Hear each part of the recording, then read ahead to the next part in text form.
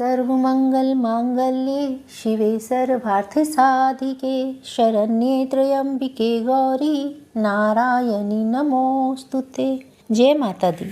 आज नवरात्रि के 8वें दिन माँ आदि शक्ति के 8वें स्वरूप महागौरी की पूजा होती है। माता का यह स्वरूप उनके मूल भाव को दर्शाता है। देवी भागवत महापुराण के अनुसार देवी माँ के 9 रूप और 10 महाविधाएं ये सभी आदि शक्ति के अंश और स्वरूप हैं। लेकिन भगवान शिव के साथ उनकी अर्धांगिनी बनकर माता सदैव महागौरी के रूप में विराजमान रहती हैं। इनकी शक्तियाँ अमोघ और शीघ्र फलदायिनी हैं। महागौरी की पूजा करने से भक्तों के सभी पाप धुल जाते हैं और वह अक्षय पुण्य के अधिकारी हो जाते हैं। आज की इस वीडियो में आप श्री दुर्गा सप्तशती का 13वां और आखिरी अध्याय सुनेंगे और उसके बाद देवी सूक्त और इसके साथ ही माता की नवरात्रि की पूजा में हमसे जो भी गलतियां हुई हैं, जो कमी रह गई है, जो भी भूल चूक हुई है, उस सब के लिए माता रानी से क्षमा प्रार्थना करेंगे। तो शुरू करते हैं श्री दुर्गा सप्तशती का 13वां अध्याय। महर्षि मेधा ने कहा, हे राजन, इस प्रकार देवी के उत्तम महात्म्य का वर्णन मैंने तुमको सुनाया। जगत को धारण करने वाली इस देवी का ऐसा ही प्रभाव है। वही देवी ज्ञान को देने वाली है और भगवान विष्णु की इस माया के प्रभाव से तुम और यह वैश्य तथा अन्य विवेकी जन मोहित होते हैं और भविष्य में भी मोहित होंगे। हे राजन, तुम इसी परमेश्वरी की शरण में जाओ।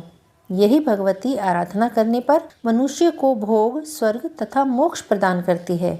मार्कंडेय जी ने कहा, महर्षि मेधा की यह बात सुनकर राजा सूरथ ने उन उग्र व्रत वाले ऋषि को प्रणाम किया और राज्य के छीन जाने के कारण उनके मन में अत्यंत ग्लानि हुई और वह राजा तथा वैश्य तपस्या करने के लिए वन को चले गए और नदी के तट पर आसन लगाकर भगवती के दर्शन के लिए तपस्या करने लगे। उन दोनों ने नदी के तट पर देवी की मूर्ति बनाई और पुष्प, धूप, दीप तथा हवन द्वारा उसका पूजन करने लगे। पहले उन्होंने आहार को कम कर दिया और फिर बिल्कुल निराहार रहकर भगवती में मन लगाकर एकाग्रता पूर्वक उनकी आराधना करने लगे। वह दोनों अपने शरीर के रक्त से देवी को बलि देते हुए 3 वर्ष तक लगातार भगवती की आराधना करते रहे और 3 वर्ष के पश्चात जगत का पालन करने वाली माँ चंडिका ने उनको प्रत्यक्ष दर्शन दिए। देवी बोली, हे राजन और अपने कुल को प्रसन्न करने वाले वैश्य, तुम जिस वर की इच्छा रखते हो वह मुझसे मांगो। मैं तुम्हें वह वर अवश्य दूंगी क्योंकि मैं तुम पर अत्यंत प्रसन्न हूँ। मार्कंडेय जी ने कहा, यह सुन राजा ने अगले जन्म में नष्ट न होने वाला अखंड राज्य और इस जन्म में बलपूर्वक अपने शत्रुओं को नष्ट करने के पश्चात अपना पुनः राज्य प्राप्त करने के लिए माँ भगवती से वरदान मांगा।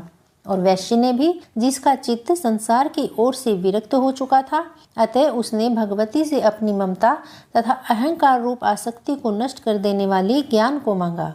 देवी ने कहा, हे राजन, तुम शीघ्र ही अपने शत्रुओं को मारकर पुनः अपना राज्य प्राप्त कर लोगे। तुम्हारा राज्य स्थिर रहने वाला होगा और फिर मृत्यु के पश्चात आप सूर्य देव के अंश से जन्म लेकर सावर्णिक मनु के नाम से इस पृथ्वी पर ख्याति को प्राप्त होंगे। हे वैश्य, कुल में श्रेष्ठ आपने जो मुझसे वर मांगा है वह मैं आपको देती हूँ। आपको मोक्ष को देने वाले ज्ञान की प्राप्ति होगी। मार्कंडेय जी कहते हैं, इस प्रकार उन दोनों को मनवांछित वर प्रदान कर तथा उनसे अपनी स्तुति सुनकर माँ भगवती अंतर्धान हो गई और इस प्रकार क्षत्रियों में श्रेष्ठ वह राजा सूरथ भगवान सूर्य देव से जन्म लेकर इस पृथ्वी पर सावर्णिक मनु के नाम से विख्यात होंगे। श्री दुर्गा सप्तशती के 13 अध्याय पूर्ण हुए। अब हम शुरू करते हैं देवी सूक्त। देवी और महादेवी को हमारा नमस्कार है। शिवा को सदैव नमस्कार है। प्रकृति एवं भद्रा देवी को नमस्कार है। नियम पूर्वक हम लोग जगत माता को नमस्कार करते हैं। रुद्रा, रुद्र स्वरूपा, नित्या, गौरी, धात्री, ज्योत्सना, इंद्र रूपिणी और परमानंदमयी देवी को निरंतर नमस्कार है। कल्याण करने वाली, वृद्धि और सिद्धि देने वाली भगवती को नमस्कार है। नैरति, राक्षसों की लक्ष्मी देवी को नमस्कार है। राजाओं के यहाँ राजलक्ष्मी के रूप में निवास करने वाली तथा शर्वाणी देवी को बार बार नमस्कार है। दुर्गा, दुर्गपारा, संसार सागर से पार करने वाली, सारा, सबकी सारभूता, सर्वकारिणी, ख्याति, विख्यात रूपिणी, कृष्णा और धूमा देवी को सदा नमस्कार है। जो अति सौम्य तथा रौद्र रूपा है, उस भगवती को नमस्कार है। जगत प्रतिष्ठा और कृति स्वरूपा भगवती को बार बार नमस्कार है। जो देवी सब प्राणियों में विष्णु माया के नाम से कही जाती है, उनको बारंबार नमस्कार है। जो देवी सब प्राणियों में चेतना कही जाती है उनको बारंबार नमस्कार है। जो देवी सब प्राणियों में बुद्धि रूप से स्थित है उनको नमस्कार है। जो देवी सब प्राणियों में निद्रा रूप से स्थित है उनको बारंबार नमस्कार है। जो देवी सभी प्राणियों में क्षुधा रूप से स्थित है उनको नमस्कार है।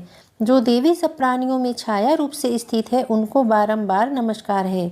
जो देवी सब प्राणियों में शांति और क्षमा रूप से स्थित है उनको बारंबार नमस्कार है। जो देवी सब प्राणियों में तृष्णा रूप से स्थित है उनको नमस्कार है। जो देवी सब प्राणियों में शांति रूप से स्थित है उनको नमस्कार है, नमस्कार है। जो देवी सब प्राणियों में जाति रूप से स्थित है उनको बारंबार नमस्कार है। जो देवी सब प्राणियों में लज्जा रूप से स्थित है उनको बारंबार नमस्कार है। जो देवी सब प्राणियों में श्रद्धा रूप से स्थित है उनको बारंबार नमस्कार है। जो देवी सब प्राणियों में कांति रूप से स्थित है उनको बारंबार नमस्कार है। जो देवी सब प्राणियों में लक्ष्मी रूप से स्थित है उनको बारंबार नमस्कार है।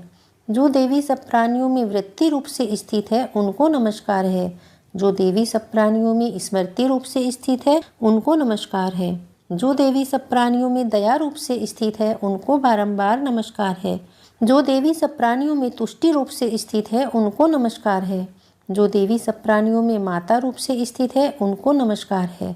जो देवी सब प्राणियों में भ्रांति रूप से स्थित है उनको नमस्कार है। जो देवी सब इंद्रियों की और संसार भर के प्राणियों की अधिष्ठात्री हैं तथा सब प्राणियों में निरंतर व्याप्त रहती हैं उनको बारंबार नमस्कार है।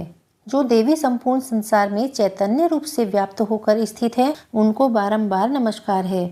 पूर्व समय में अपने अभिष्ट फल को पाने के लिए सभी देवताओं ने जिनकी स्तुति की थी, देवेंद्र ने बहुत दिनों तक जिनकी सेवा की थी, वह सभी मंगलों की कारणभूता ईश्वरी हमारा कल्याण और मंगल करे तथा सभी आपत्तियों का नाश करे। प्रबल दैत्यों से कष्ट पाकर हम लोग जिनको प्रणाम करते हैं, जो भक्ति भाव से विनम्र पुरुषों द्वारा स्मरण करने पर तत्काल ही सभी आपत्तियों का नाश कर देती हैं, वही कल्याणकारिणी भगवती हमारी आपत्तियों को दूर करे।